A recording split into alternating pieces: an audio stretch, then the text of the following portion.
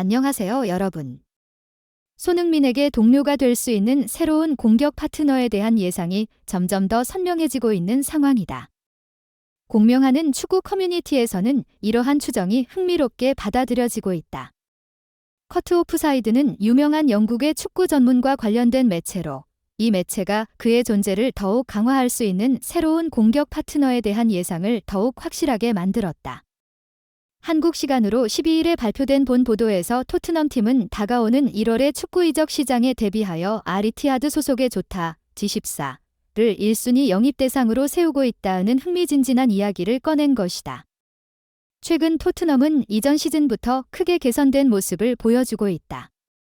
팀은 이번 시즌에 더 공격적인 전략을 채택하며 축구 팬들에게 독특함과 새로운 에너지를 선보이고 있다.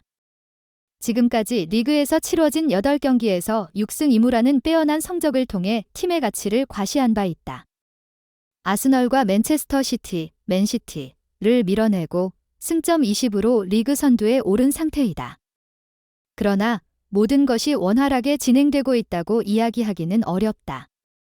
해리 케인의 결단, 완전한 대체자의 부재로 인하여 팬들과 축구 공동체 전반에서 군더더기 없는 유효성이 조금 취약해진 상태이다. 손흥민의 현재 폼에는 불만이 없지만 그는 모든 것을 혼자서 해결할 수 있는 선수가 아니다. 사실 히샬리송은 이번 시즌 리그에서 단 한 골을 만드는데 그쳤다는 점을 상기시켜준다. 이러한 문제들로 인해 축구 공동체의 기대가 올라가고 있다. 토트넘 팀의 과거 골키퍼이었던 브래드 프리델, 고12은 이에 대한 우려를 표현했으며 특히 공격 선수 부재에 대한 문제를 집중 조명하였다. 최근 한 TV 방송에서 그는 토트넘이 가장 필요로 하는 것은 골을 넣어줄 수 있는 더 많은 선수들이라고 강조하며 팀의 현 상황을 평가하였다. 이런 식으로 지금까지의 시즌은 팀에게 중요한 시험기로서 이번 이적 시장이 어떻게 발전할지 주목받고 있다. 그와 관련하여 토트넘은 1월 이적 시장에서 공격의 질을 향상시키기 위한 계획을 세우고 있는 것으로 보인다. 커트 오프사이드의 최근 보도에 따르면 토트넘의 현재 감독인 엔제 포스테코글루는 조타를 영입하려는 큰 의욕을 보이고 있다. 특히 조타는 지난 시즌 셀틱에서 역사적인 성과를 낸 플레이어 중 한 명으로 손꼽힌다. 그는 모든 대회를 합쳐서 총 43경기에서 15골, 12도움이라는 놀라운 기록을 세우며 셀틱의 공격을 이끌었다. 그리고 포스테코글루 감독과의 관계 역시 긍정적이다. 조타는 포스테코글루 감독이 코치로 있었던 2시즌 동안 83경기에서 28골, 26도움을 기록하는 등 활약하였다. 그러나 현재 조타는 악몽 같은 시즌을 보내고 있다. 지난 7월에 알이티하드에 이적한 그는 규정상의 법적 문제로 인해 사우디아라비아 리그에 출전하지 못하는 현실에 직면하였다. 이에 따라 그의 사우디아라비아 탈출의 의혹이 새삼스럽게 부각되었다. 커트 오프사이드는 조타가 자신의 다음 팀으로 토트넘이라는 명확한 선택을 했다. 그러나 그의 이적 여부는 궁극적으로 토트넘과 알이티하드 사이의 협상 결과에 좌우될 것이라고 보도하였다. 다음 뉴스. 뮌헨은 이제 김민재뿐 우파메카노, 부상으로 최대 6주 결장 예상김 살인 일정 못 피한다. 다요 우파메카노가 부상으로 한동안 결장할 예정이다. 바이에른 뮌헨은 11일 이하 한국 시간 구단 홈페이지를 통해 다요 우파메카노는 지난 9일 프라이부르크와의 분데스리가 경기에서 왼쪽 햄스트링 근육 부상을 입어 당분간 출전하지 못한다. 반면 마타이스 대 리흐트는 회복 중이다. 최근 무릎 문제로 결장했지만 10일부터 다시 훈련을 시작했다라고 공식 발표했다. 뮌헨은 올 시즌 스쿼드 내 센터백으로 뛸 자원이 단 3명뿐이었다. 김민재를 포함해 다요 우파메카노, 마타이스 대 리흐트가 전부다. 뮌헨은 올여름 김민재를 영입하면서 수비 보강을 이뤄냈지만 로테이션 자원을 모두 매각하면서 사실상 3명의 센터백만 남겨뒀다. B클럽의 경우 한 시즌을 치르면서 50경기 많게는 60경기 이상을 소화하기 때문에 주전만큼 로테이션 자원의 역할도 중요하다. 하지만 뮌헨은 이를 간과했다.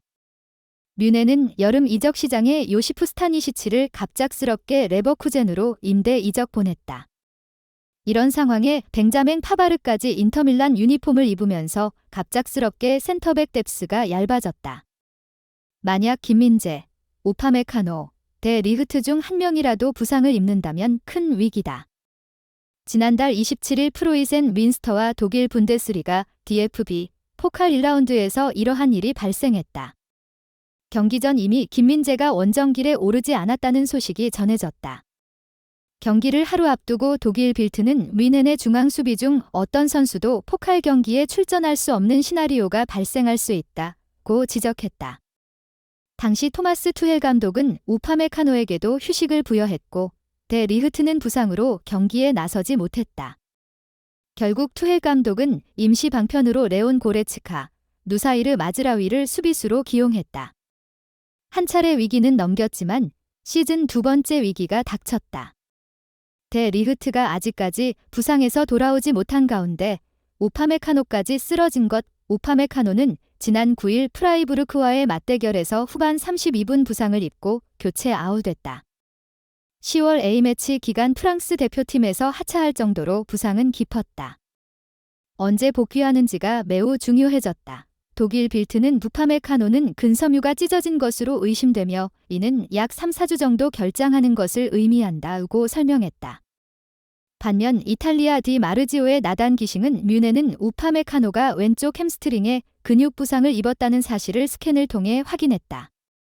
그리고 그는 부상으로 약 6주 정도 결장할 것으로 예상된다라고 전했다. 부상 기간이 길면 길수록 뮌헨에 치명적일 수밖에 없다. 뮌헨은 10월 A매치 기간이 끝난 직후 다가올 22일 마인츠전부터 3일에 한 번씩 경기를 치러야 하기 때문이다. 보통의 팀이라면 적절한 로테이션을 가동하겠지만 현재 뮌헨은 수비진이 줄부상을 입은 상태다. 결국 김민재에게 체력적 부담으로 다가올 수밖에 없다. 김민재는 올 시즌 뮌헨이 치른 모든 대회 경기에서 DFB 포칼 1라운드를 제외하면 모두 선발 출전했다. 여기에 9월 A매치 2경기를 치렀고 10월 A매치를 치르기 위해 한국으로 날아왔다. A매치 기간이 끝나면 곧바로 다시 뮌헨으로 복귀해 리그 준비에 전념해야 한다. 자칫 과부하가 발생할 수 있는 살인적인 일정이다. 물론 그동안 김민재는 부상을 잘 당하지 않았다. 축구 통계 매체 트랜스퍼마크트 기준 김민재는 커리어 통산 9번의 부상밖에 기록하지 않았다. 페네르바체 시절 약 이달간 부상을 입은 부상이 가장 긴 휴식기였다. 나폴리 시절엔 한 경기 결장이 전부다. 하지만 김민재에게 놓인 상황은 부상이 걱정될 수밖에 없는 스케줄이 분명하다. 좋아요와 구독은 영상 제작에 큰 힘이 됩니다. 여러분의 응원에 감사드립니다. 쌀쌀한 가을 날씨에는 건강을 특히나 챙기셔야 합니다. 따뜻하게 지내시고 행복한 일상 되세요.